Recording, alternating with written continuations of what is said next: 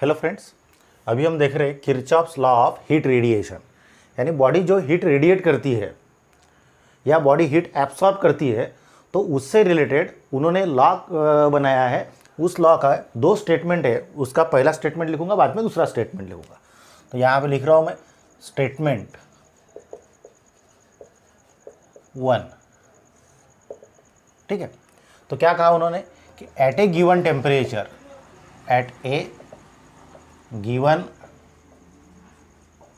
Temperature, जो temperature दिया रहेगा उस टेम्परेचर पे क्या, देखिए क्या लिखा है उन्होंने कि कोएफिशिएंट, ये जो कोएफिशिएंट है किसका, एब्सॉर्प्शन,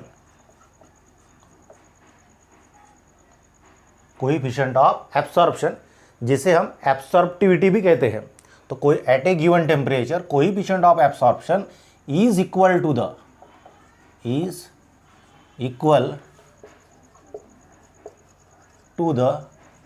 coefficient of emission। यानी इसको अगर हम मैथमेटिकली अगर लिखना चाहेंगे तो एट ए गिवन टेम्परेचर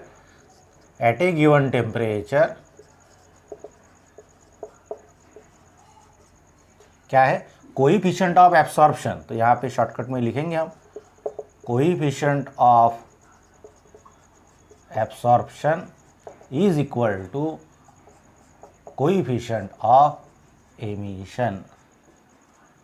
ठीक है, यानी जो बॉडी जितना एब्सॉर्ब करती है तो उतना, उसका मतलब भी क्या है कि वो बॉडी उतना ही रेडिएट करती है, उतना ही हीट एमिट करती है। तो this is the first statement of Kirchhoff's law of heat radiation. पहला स्टेटमेंट याद रखिए इसे, क्या है पहला स्टेटमेंट, कि एट ए गिवन टेम्परेचर, कोई भी टेम्परेचर पे, at all wavelengths coefficient of absorption is equal to the coefficient of emission. तो इसको हमने मैथमेटिकली लिखा कि at a given temperature coefficient of absorption is equal to coefficient of emission. अब coefficient of absorption यानी उसको denote करेंगे हम ए से, स्मॉल ए, और कोएफिशिएंट ऑफ एमिशन उसको डिनोट करते हैं ई से। तो इसका ही मतलब क्या हुआ कि ए इक्वल टू ई, यानी this is the first statement of Kirchhoff's law of heat radiation. तो इसको हम इक्वेशन नंबर 1 देते हैं, यानी ये पहला स्टेटमेंट हो गया। फिर हमें ये ई के बारे में क्या पता है कि सिंस ई इक्वल टू क्या होता है कि emissive power of ordinary body to the emissive power of perfectly black body, यानी ratio of emissive power of ordinary body to the emissive power of perfectly black body is called as coefficient of emission. उसको E बोलते हैं, coefficient of emission और emissivity. तो ये ई के जगह पे अगर इसे लिख दिए हमने तो क्या हो जाएगा, फिर से देयरफॉर मैं यहाँ पे लिख रहा हूँ, देयरफॉर 1 इम्प्लाइज क्या मिलेगा आपको, ए इक्वल टू ई का मतलब क्या होता है, ई बाई ई बी। तो यहाँ पे लिखेंगे हम ई बाई ई बी। ठीक है, अब ई बी को इधर लेफ्ट में लेके आएंगे और ए को राइट शिफ्ट करेंगे, तो क्या हो सकता है ये, दिस इम्प्लाइज ई बी को लेफ्ट में लेके आएंगे, ए को राइट शिफ्ट करेंगे, तो E B is equal to E by A, और इसी को ही राइट साइड को इधर लिखता हो, ई बी को उधर लिखता हो, तो therefore E by A is equal to E B. यानी क्या मिला relation, E by A is equal to E B. अब ये ई क्या है, तो ई क्या है, it is the emissive power of ordinary body, A is the coefficient of absorption, यानी जिस बॉडी का एमिसिव पावर है उसका ही वो कोएफिशिएंट ऑफ एब्सॉर्प्शन, और ई बी क्या है, तो it is the emissive power of perfectly black body. तो यहाँ से हम इस किरचॉफ्स लॉ ऑफ रेडिएशन का दूसरा स्टेटमेंट बना सकते हैं। क्या होगा स्टेटमेंट, तो स्टेटमेंट नंबर 2 मैं यहाँ पे लिख रहा हूँ, स्टेटमेंट 2। क्या स्टेटमेंट है कि एट ए गिवन टेम्परेचर, फिर से वैसे ही जैसे यहाँ पे लिखा था, एट ए गिवन टेम्परेचर, अपना जो टेम्परेचर दिया है उस पर, तो at a given temperature ratio of emissive power of ordinary body to the its coefficient of absorption is constant. यानी at a given temperature the ratio of emissive power of ordinary body to its coefficient of absorption is constant, और वो कितना रहेगा, and it is equal to the emissive power of perfectly black body at that temperature, यानी उस temperature पे अगर आपने कोई ब्लैक बॉडी ली है तो उसका जो एमिसिव पावर रहेगा उसके वो बराबर रहेगा। क्या बराबर रहेगा? तो ये रेशो किसका? ऑर्डिनरी बॉडी का emissive power to its coefficient of absorption. तो यहाँ पे लिख देते हम कि at a given temperature, at a given temperature, क्या? रेशो ऑफ ई का मतलब क्या होता है? Emissive power of ordinary body. तो ratio of emissive power of ordinary body to its, क्या? टू इट्स, ए का मतलब क्या होता है? Coefficient of absorption, to its coefficient of absorption कैसा है? इज कांस्टेंट, कांस्टेंट है, and it is equal to the, किसके बराबर है? It is equal to the E B, यानी क्या होता है? It is equal to the emissive power of perfectly black body, कौन से? जिस टेम्परेचर भी लिए थे, यानी एट दैट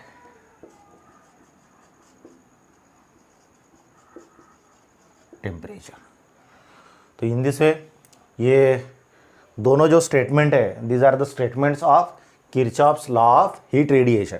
ठीक है, पहला स्टेटमेंट क्या कहता है कि at a given temperature coefficient of absorption is equal to coefficient of emission, और दूसरा स्टेटमेंट क्या कहता है कि at a given temperature ratio of emissive power of ordinary body to its coefficient of absorption it is constant and it is equal to the emissive power of perfectly black body at that temperature. तो ये हो गए Kirchhoff's law के दोनों statement. अब इसके बाद देखेंगे कि ये जो स्टेटमेंट दिए तो उसका थ्योरेटिकल प्रूफ। ठीक है, तो यहाँ पे मैं लिख देता हूँ थ्योरेटिकल प्रूफ ऑफ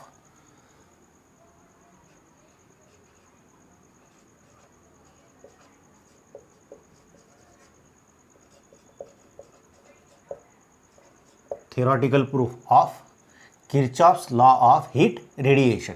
ठीक है, तो ये थ्योरेटिकल प्रूफ देखने के लिए अब मैं इसे मिटा देता हूँ।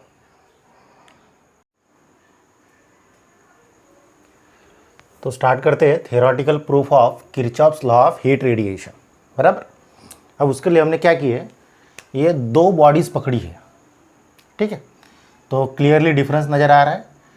तो यहाँ पे ये जो बॉडी पकड़ी है तो इस बॉडी को हम बोलेंगे बॉडी ए, और ये जो दूसरी बॉडी है जो ब्लैक कलर की नज़र आ रही है उसको बोलेंगे बॉडी बी।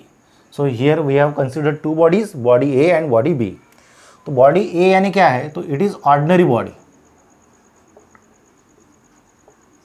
तो बॉडी ए क्या है? तो इट इज़ ऑर्डिनरी बॉडी है। और बॉडी जो बी है जो ब्लैक कलर की है तो it is perfectly black body. ठीक है, so we have considered two bodies, one is ordinary body and another is the perfectly black body. Let these two bodies are freely suspended. These two bodies are freely suspended in this constant temperature enclosure. तो यहाँ पे जो है ये, तो ये क्या है ये? तो it is constant, यहाँ पे लिख रहा हूँ मैं, it is constant temperature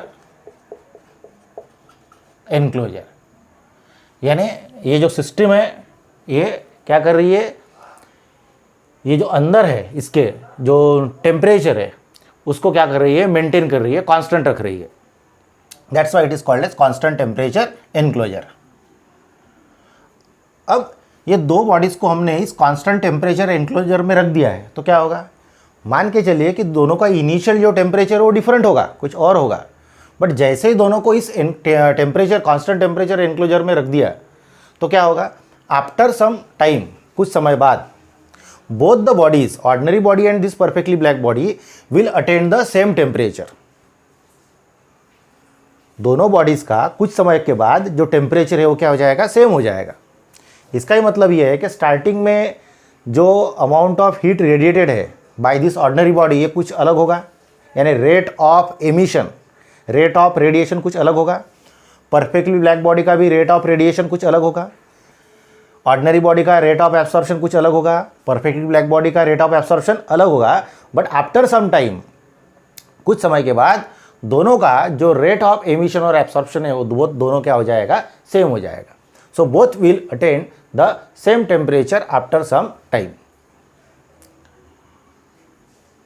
अब ये जो बॉडी है ऑर्डिनरी बॉडी और परफेक्टली ब्लैक बॉडी, तो आप देखिए दोनों का जो साइज है या एरिया है दोनों का आपको सेम नज़र आ रहा है। तो वी कंसिडर दैट, यहाँ पे लिख रहा हूँ मैं,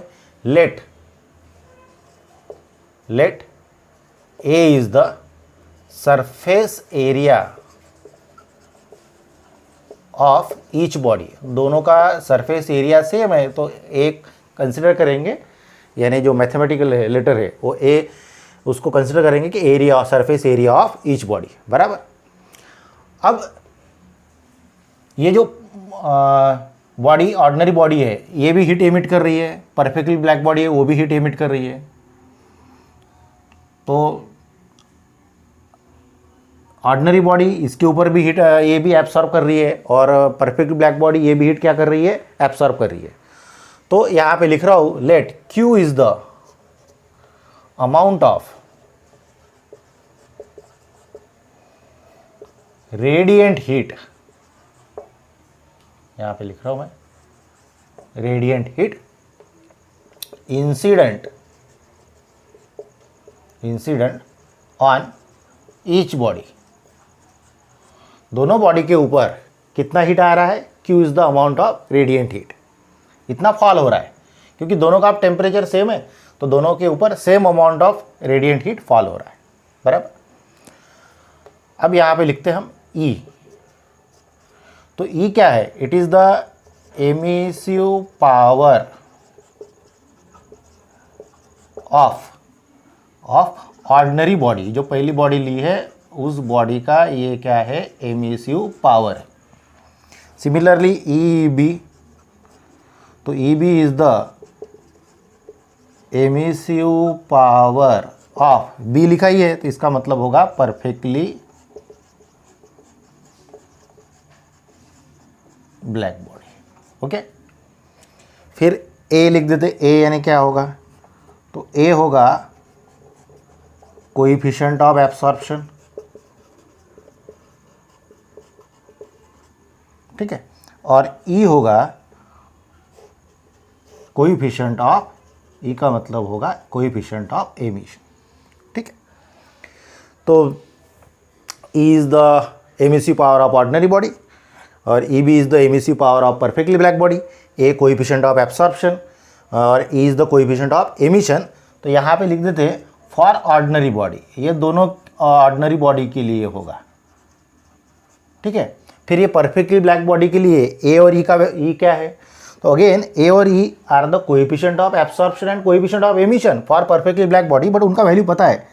बट यहाँ पे लिख देंगे हम कि A equal to 1 and E equal to 1 for PBB यानी परफेक्टली ब्लैक बॉडी। तो ये रिजल्ट है, अपने को पता ही है इनके बारे में कि कोएफिशिएंट ऑफ एब्सॉर्प्शन और कोएफिशिएंट ऑफ एमिशन जो परफेक्टली ब्लैक बॉडी रहती है उनके लिए क्या रहता है, ये 1 रहता है। हो गया। अब यहाँ पे हम लिखेंगे कि ये जो ऑर्डिनरी बॉडी है, ठीक है, तो उसका एमिसिव पावर और फिर परफेक्टली ब्लैक बॉडी है उसका एमिसिव पावर। तो यहाँ पे लिख देता हूँ मैं, ऊपर में यहाँ पे जगह है तो इसके लाइन में आएगा ये। तो यहाँ पे लिखेंगे फॉर ऑर्डिनरी बॉडी, यानी अपने समझने के लिए है ये, फॉर ऑर्डिनरी बॉडी। तो यहाँ पे लिखता हूँ मैं उसका एमिसिव पावर। तो कैसे लिखते हैं उसका emissive power, it is the amount of radiant heat emitted per unit area per unit time by by ordinary body is called as, उसको ही क्या कहते हैं, is called as emissive power of ordinary body, बराबर, उसको ही कहते हैं emissive power of ordinary body. तो अगर हमने यूनिट एरिया पकड़ा और यूनिट टाइम पकड़ा है, तो उतने टाइम में जो बॉडी, ये बॉडी जो ऑर्डिनरी बॉडी जो अमाउंट ऑफ हीट रेडिएट कर रही है, तो उतने ही सरफेस एरिया में, उतने ही यूनिट टाइम में उतना हीट वो क्या कर रही है, एब्सॉर्ब कर रही है। तो यहाँ पे this emissive power is equal to the, यानी amount of radiant heat emitted per unit area per unit time is equal to the amount of heat absorb per unit area per unit time. So this is equal to, यहाँ पे लिख रहा हूँ मैं, it is equal to the amount of radiant heat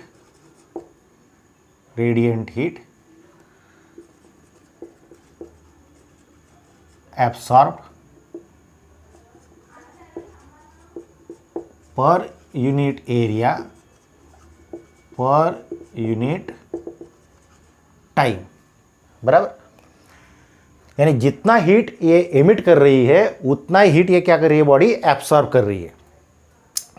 तो ये amount of radiant heat emitted per unit area per unit time by ordinary body, उसको कहा जाता है emissive power of ordinary body. तो emissive power of ordinary body कैसे लिखते हैं, ई से लिखते हैं, it is E. So amount E an emissive power is equal to amount of radiant heat absorb per unit area per unit time. तो unit area अगर है और यूनिट टाइम है, तो यूनिट एरिया के लिए यूनिट टाइम में amount of heat absorb, तो Q इज द क्या है, Q इज द क्या है, तो Q is the amount of radiant heat incident on this body. यानी इतना हीट तो इंसिडेंट हो ही रहा है इस बॉडी के ऊपर, जो हीट इंसिडेंट हो रहा है वो कितना हो रहा है, Q हो रहा है। बट ये बॉडी के ऊपर डिपेंड रहेगा कि कितना हीट ये एब्सॉर्ब करेगी। So it is the amount of heat absorb. तो अमाउंट ऑफ हीट एब्सॉर्ब के लिए लिखेंगे आप QA। So E equal to क्या आ गया, QA आ गया। अब ये QA के लिए फॉर्मूला, QA का मतलब हो गया अमाउंट ऑफ हीट एब्सॉर्ब। तो हमारा जो पहले का वीडियो है उसमें हमने देखा था कि QA इक्वल टू क्या आता है, तो अपने को पता है इसका फॉर्मूला क्या आता है, coefficient of absorption. Coefficient of absorption is equal to, it is the ratio of amount of heat absorb per amount of radiant heat incident on that body. यानी कोएफिशिएंट ऑफ एब्सॉर्प्शन क्या होता है, it is the ratio of radiant heat absorb per unit amount of radiant heat incident on the body. तो यहाँ से QA equal to क्या मिलेगा अपने को, यहाँ पे QA है तो QA इक्वल टू क्या मिलेगा, A into Q। So therefore this E equal to आएगा यहाँ पे A इंटू Q से, this is our equation number 1। तो ये हो गया अपना इक्वेशन नंबर 1। अब सिमिलरली ऐसा ही हम किसके लिए लिखेंगे, परफेक्टली ब्लैक बॉडी के लिए लिखेंगे। तो यहाँ पे लिख रहा हूँ मैं, फॉर परफेक्टली ब्लैक बॉडी, ठीक है। तो वैसे ही लिखेंगे, तो amount of radiant heat emitted, तो यहाँ पे लिख रहा हूँ मैं, amount of radiant heat emitted per unit area per unit time, बराबर, कौन सी बॉडी ने, by PBB is called as, क्या कहते हैं उसे, is called as emissive power of PBB। उसको कहा जाता है एमिसिव पावर ऑफ PBB। और कैसे डिनोट करेंगे उसे, EB से, ठीक है, बाद में लिखेंगे उसके। तो दिस इज इक्वल टू, अब क्या होगा देखिए, amount of radiant heat emitted. अब फिर से हमने कितना, यूनिट एरिया और यूनिट टाइम लेते हैं। तो यूनिट एरिया अगर है और यूनिट टाइम में amount of radiant heat emitted by this perfectly black body, उसको ही क्या कहा है हमने, एमिसिव पावर। तो यूनिट एरिया के लिए, बॉडी का एरिया अगर यूनिट है और टाइम भी आपने क्या लिया है, यूनिट टाइम है, तो amount of radiant heat emitted, जितना हीट एमिट कर रही है उतना हीट वो क्या कर रही है, एब्सॉर्ब कर रही है। तो इसको भी हम लिख सकते हैं, this is equal to the amount of radiant heat absorb per unit area per unit time by PBB। So amount of heat absorb, तो कितना हीट एब्सॉर्ब किया, फिर से यहाँ पे QA is the amount of heat absorb, ऐसे होगा ये, ठीक है। फिर एक QA इक्वल टू क्या लिख सकते हैं हम, A इंटू क्यू लिख सकते हैं। So this is EB is equal to A into Q. सो अब A आ गया यहाँ पे, EB equal to A into Q. Hope आपको ये दिख रहा है कि A इंटू क्यू लिखा है हमने।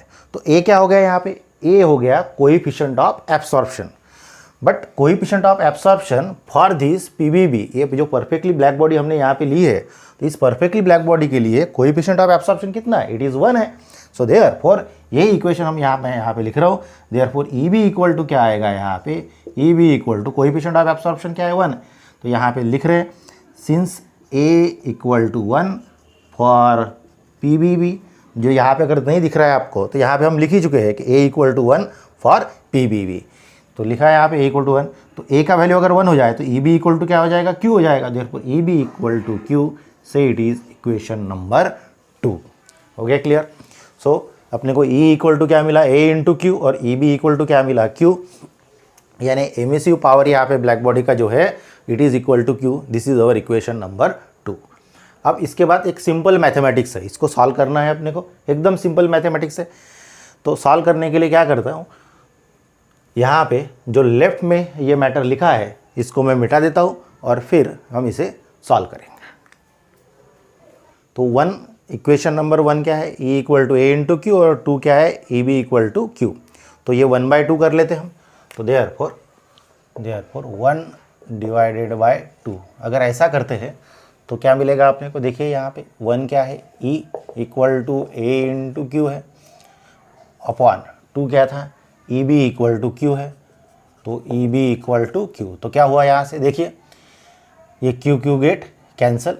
सो देयरफॉर यहाँ पे क्या मिला अपने को, E upon EB is equal to A, बराबर, E upon EB equal to A, यानी ये हो गया कोएफिशिएंट ऑफ एब्सॉर्प्शन। इसको A को इधर लेके आते, तो therefore E upon A equal to हो गया आपका EB, यानी ये मिल गया आपको क्या, E by A equal to EB। तो याद कीजिए जो किरचॉफ्स लॉ है ना, तो किरचॉफ्स लॉ का जो सेकंड स्टेटमेंट था वो क्या था कि emissive ratio of emissive power of ordinary body to its coefficient of absorption is constant and it is equal to the emissive power of perfectly black body at that temperature. ये statement था, तो ये statement मिल गया आपने को, यानी यहाँ से बोलेंगे हेंस प्रूव्ड, बराबर, ये मिल गया। फिर से अपने को क्या पता है कि E by A equal to EB मिला, तो यहाँ से फिर से इसको यहाँ पे लिख सकते हैं हम, या इसी को कंटिन्यू करेंगे। तो देखो मैं यहाँ पे जगह नहीं है इधर में, तो इधर दिखा देता हूँ।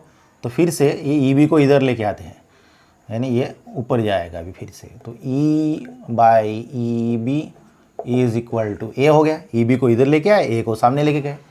बट फिर से क्या मिला, देखिए यहाँ पे E बाई EB यानी क्या हो गया, ratio of emissive power of ordinary body to the emissive power of perfectly black body. तो ये रेशियो क्या होता है, this is equal to the coefficient of emission. So this is E equal to A, और उसको ही बोलेंगे A equal to E। अब ये क्या मिला आपने को, this is the first statement. ये क्या है, first statement of Kirchhoff's law of heat radiation, यानी फिर से वही मिला आपने को। सो इन दिस वे हमने ये जो Kirchhoff's law of heat radiation है उसको थ्योरेटिकली प्रूव यहाँ पे कर दिया है, ठीक है।